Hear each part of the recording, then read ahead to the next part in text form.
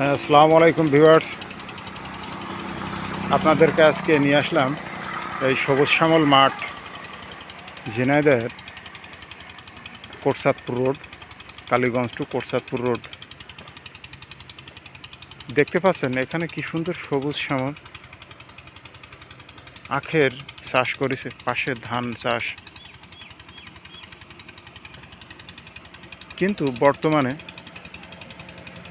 যে পরিস্থিতি বিরাজ করছে, বিশেষ করে ভূপৃষ্ঠের নিচের অংশে মারাত্মক পানির স্বল্পতার কারণে অধিকাংশ ডিপ টিউবওয়েল বা অগভীর নলকূপ বা গভীর নলকূপ, অনেক স্যালো মেশিন, যেগুলোতে এই এলাকায় পানি শূন্যতা দেখা দিচ্ছে। অনেকেই ডিপ টিউবওয়েলের পানি তুলতে যেয়ে, বিশেষ করে যে আমরা যেটাকে কল বলি, এই কল চাপতে যেয়ে অনেকেই কিন্তু আহতও হচ্ছেন, কারণ পানি তো উঠতেছে না, এত প্রেশার যে চাপ দিতে গেলে অনেকে দুর্ঘটনার সম্মুখীন হচ্ছে। কিন্তু আমি দেখতে পাচ্ছি এখানে এই ডিপ টিউবওয়েলটায়, এটা হচ্ছে কিন্তু সাবমার্সিবল না, সাবমার্সিবল পাম্প না। কিছু কিছু সাবমার্সিবল পাম্পে কিন্তু পানি উঠতেছে, কম হোক বেশি হোক। কিন্তু এটা আমি দেখতে পাচ্ছি স্যালো, মানে আপনার হয়তো এটা আপনার ডিজেলে,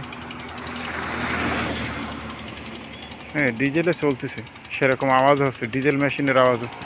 কিন্তু আমি দেখতে পাচ্ছি এই জায়গায় ঠিকই কিন্তু যথেষ্ট পানি উঠতেছে, যদিও হয়তো পানি একটু কম উঠতেছে, কিন্তু যা উঠতেছে যথেষ্ট উঠতেছে। এই যে সময়টা, বিশেষ করে এরকম গরমের সিজন আসলেই, ফেব্রুয়ারির পর থেকে মার্চ এবং এপ্রিলে তো, এপ্রিল মে মাসে তো চরম আকার পানির স্বল্পতা দেখা দেয়। ভূপৃষ্ঠের গভীর থেকে পানি তোলার যে উপায়গুলো আছে আমাদের, সাবমার্সিবল পাম্প বা এমনি স্যালো মেশিন, ডিপ টিউবওয়েল, হ্যাঁ, বা অন্যান্য মোটর চালিত যেসব সামগ্রীর মাধ্যমে আমরা পানি তুলি, এগুলোতে কিন্তু দেখা যায় অনেক প্রেশার পড়ে যায়।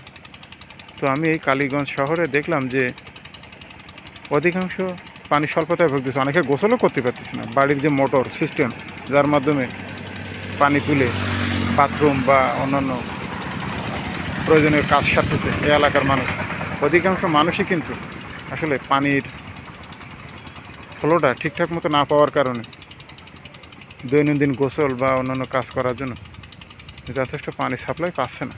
অথচ আমি এখানে এসে দেখলাম এই জায়গার পানির লেয়ারে হয়তো এখনও পর্যন্ত সেই সমস্যা নাই, যে কারণে কিছু কিছু জায়গায় যেমন পানি আছে, তার ভিতরে এটা একটা এলাকা,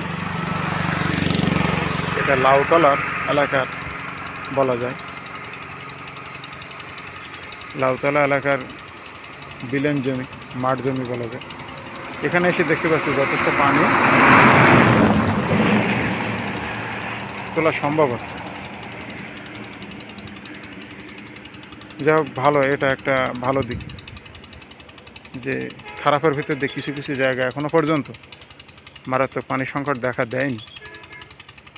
এগুলো আসলে ভূপৃষ্ঠের নিচের লেয়ারজনিত আসলে সমস্যা। কোথাও পানির স্তর বেশি নেমে গেছে, আবার কোথাও পানির স্তর এখনও পর্যন্ত যথেষ্ট রয়েছে। আশা করা যায় এই সমস্যাটা 1-2 মাসের ভিতর কেটে যাবে।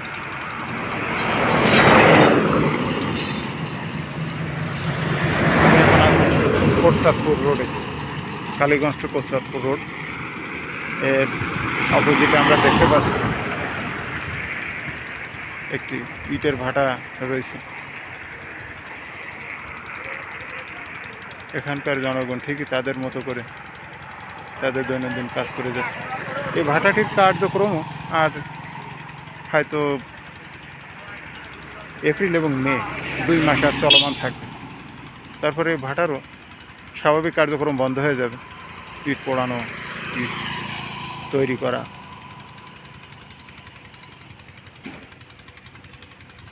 এখানেও আমি খোঁজ নিয়েছিলাম বললো যে আমরা সাবমার্সিবল পাম্পের মাধ্যমে কিছু পানি পাচ্ছি।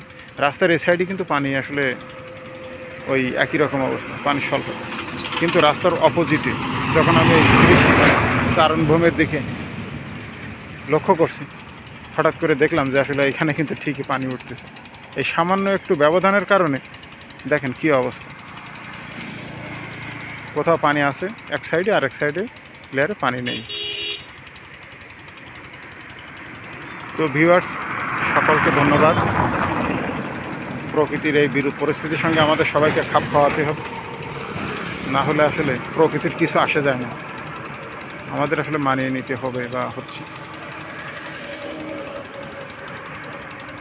তো সকলকে ধন্যবাদ জানিয়ে আমি আমার কথা শেষ করছি। আল্লাহ হাফেজ।